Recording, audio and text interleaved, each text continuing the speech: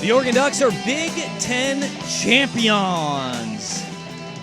What a game that was on Saturday night at Lucas Oil Stadium in Indianapolis. 45-37. Not the low-scoring defensive affair that we thought it would be, but an incredible game nonetheless. That game was two really good football teams just throwing haymakers back and forth for 60 minutes. That was a hell of a game, man. It was a hell of a game, and it ultimately went the way that I thought it was going to go. The 3.5 point line, I never got it. And I know it got back down to one score. It's just Oregon came out of the gate quick, fast, and in a hurry. And yeah, Penn State responded. Everything that came along with that. But as close, air quotes, as that was, as well as Penn State played at points, it never felt like it was out of Oregon's grasp. It never felt that way to me. No, they were in control. That is for sure. I mean, they did.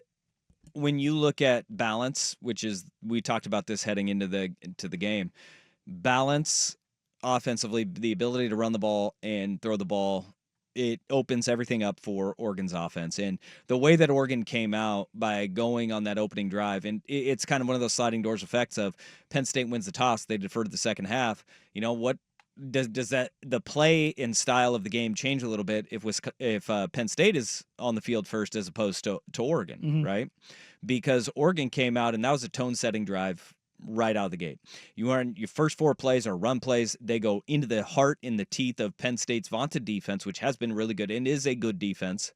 And they run between the tackles really effectively. First play, Jordan James goes 9 yards, right? Then you're sitting there, boom, boom, boom. They're marching. You're going, okay, we see where Oregon is going to have this plan in their attack.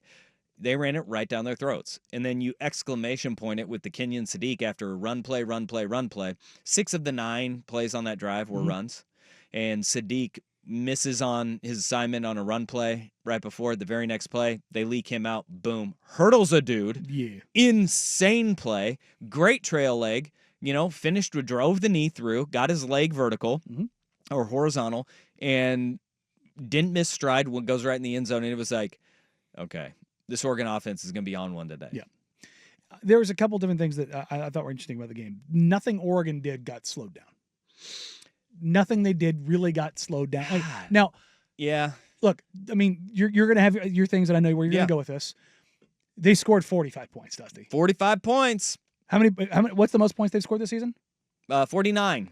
Okay. The week before. Okay. Yeah, their offense is humming. That Tez Johnson. And that's where I was going to get to. Pretty good. They had zero answer for Tez. Yeah.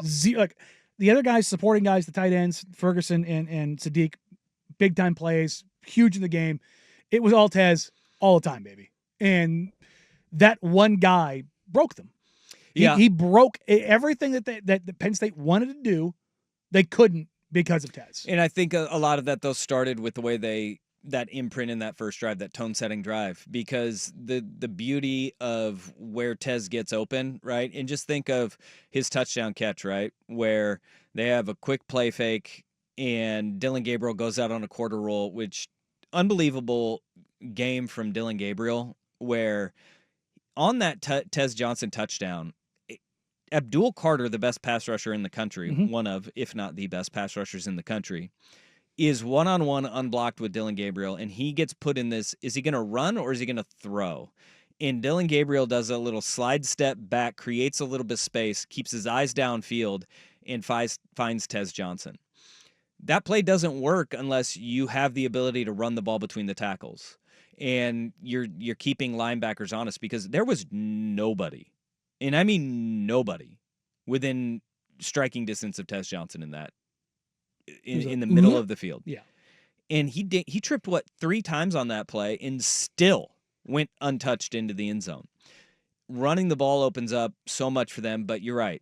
The way that they use Tez, his, as I've been calling it, his gravity throughout the course of a game, it's where linebackers, safeties, corners all have to have the attention on him. That guy is special, and he was special in that game, but all of the playmakers in Oregon's offense, they were humming. The 4th down catch by Terrence Ferguson was amazing.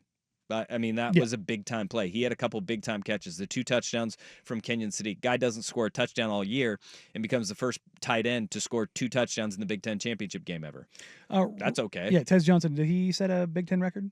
11 for 181. Yeah. Was that a record? Yes. That was a record. Yes. All right, good for him. So Yeah, again, pretty good. MVP. Yeah. MVP day. Look, but I will say they did get bogged down when they started the run game outside the tackles, and we saw kind of a little bit of a lull where, Will Stein was like, all right, we've softened it up inside. Can we get to the outside?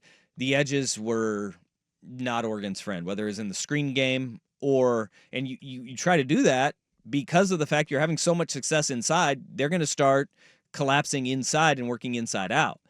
The screen game was ineffective. The outside run game was largely ineffective for Oregon. Their bread was buttered in between the tackles, running the ball, and then getting the ball to playmakers and making big plays when it mattered. And look, you're right. 45 points. There's nothing to worry about offensively with the way Oregon's playing right now. They look healthy. They look good. You saw offensive line rotation now with Marcus Harper back, and the offense is at a clip that, I mean, that's championship level offense that they're playing right now.